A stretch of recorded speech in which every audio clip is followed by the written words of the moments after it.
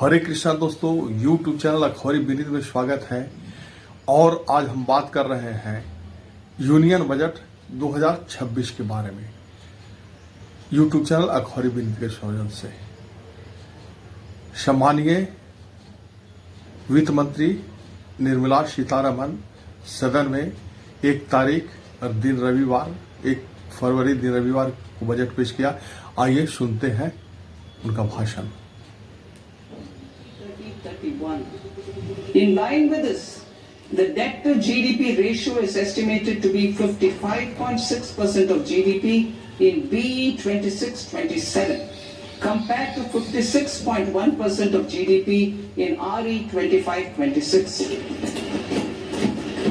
A declining debt to GDP ratio will gradually free up resources for priority sector lending and expenditure by reducing the outgo on interest payments. One of the main operational instruments for debt targeting is the fiscal deficit. I am happy to inform this august House that I fulfilled my commitment made in 2021-2022 to reduce fiscal deficit below 4.5% of GDP by 25-26. In RE 25-26, the fiscal deficit has been estimated at par with BE of 2025-26 at 4.4% of GDP. In line with the new fiscal prudence path of debt consolidation, the fiscal deficit in BE 26-27 is estimated to be 4.3% of the GDP.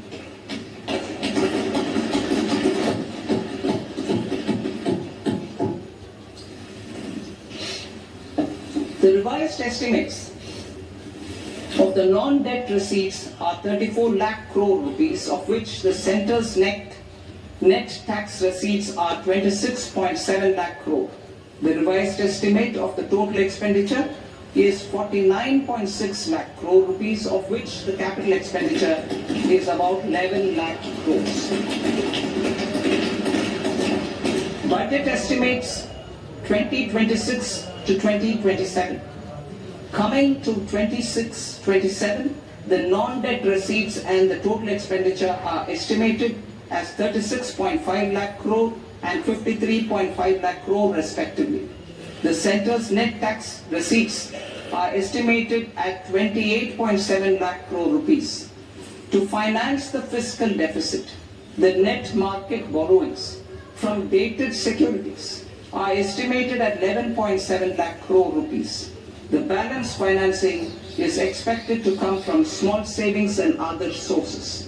The gross market borrowings are estimated at 17.2 lakh crore rupees. I'll now move to Part B. Part B, direct taxes.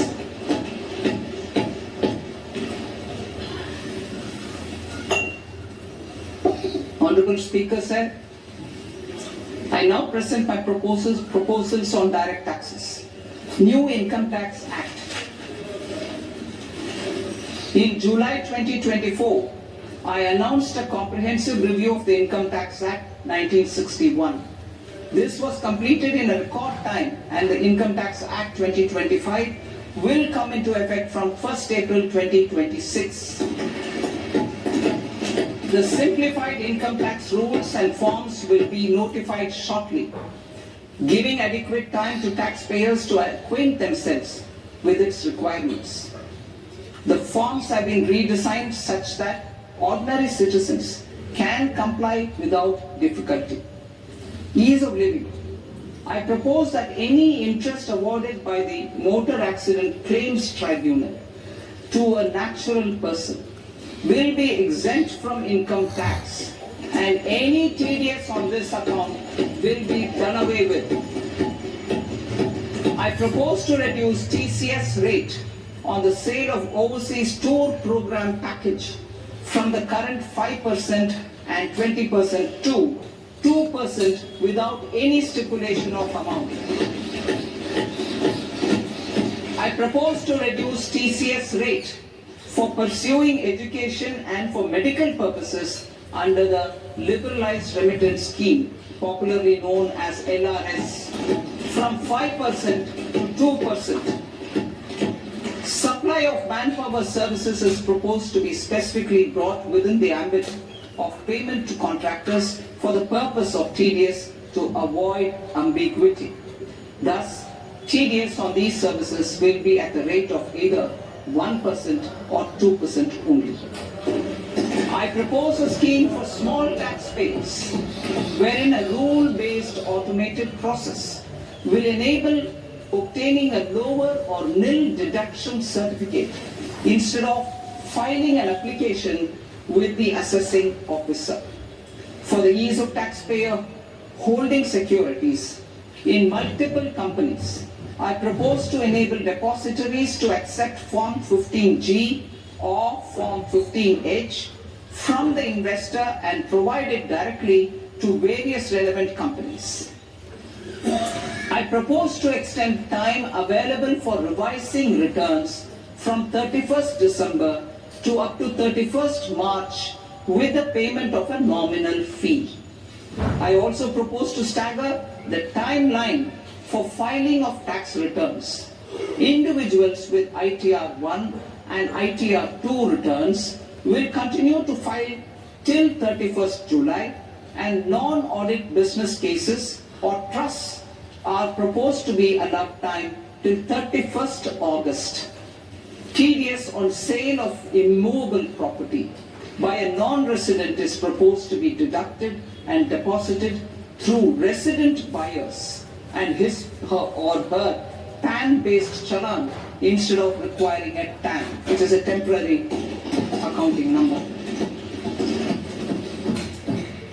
To address practical issues of small taxpayers like students, young professionals, tech employees, relocated NRIs, and such others, I propose to introduce a one-time 6-month foreign asset disclosure scheme for these taxpayers to disclose income or assets below a certain size. This scheme would be applicable for two categories of taxpayers, namely A, who did not disclose their overseas income or assets, and B, who disclosed their overseas income and or paid due tax but could not declare first appellate authority irrespective of the outcome of appeal process. Further, quantum of prepayment is being reduced from 20% to 10% and will continue to be calculated only on core tax demand. As an additional measure for reducing litigation, I propose to allow taxpayers to update their returns even after reassessment proceedings have been initiated, and an additional 10% tax rate over and above the rate applicable for the relevant year. The assessing officer will then use only this updated return in his proceedings. There is already a framework for immunity from penalty and prosecution in the cases of underreporting. I propose to apply this framework for immunity to misreporting too. However, in such a case, the taxpayer will need to pay 100% of the tax amount as an additional income tax over and above the tax and interest due. Penalties for certain technical defaults, such as failure to get accounts audited, non-furnishing of transfer pricing audit report, and default in furnishing statement for financial transactions are proposed to be converted into fee.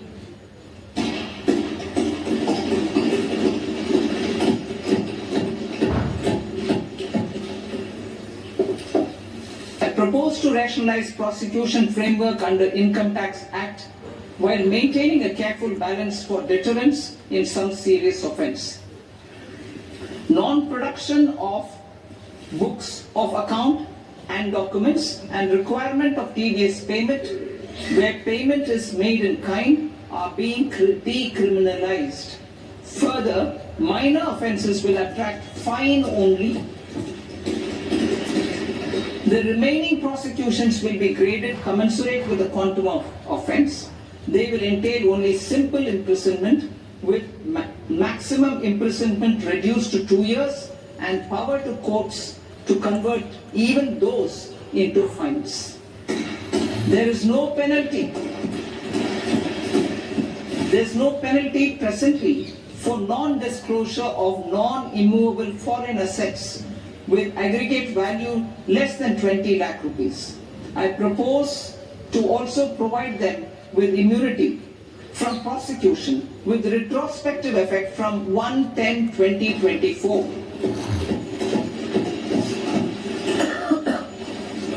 Cooperatives. Deduction is already allowed to a primary cooperative society engaged in supplying milk, oilseeds, fruits or vegetables raised or grown by its members. I propose to extend this deduction to also include supply of cattle feed and cotton seed produced by its members. I propose to allow inter-cooperative society dividend income as deduction under the new tax regime to the extent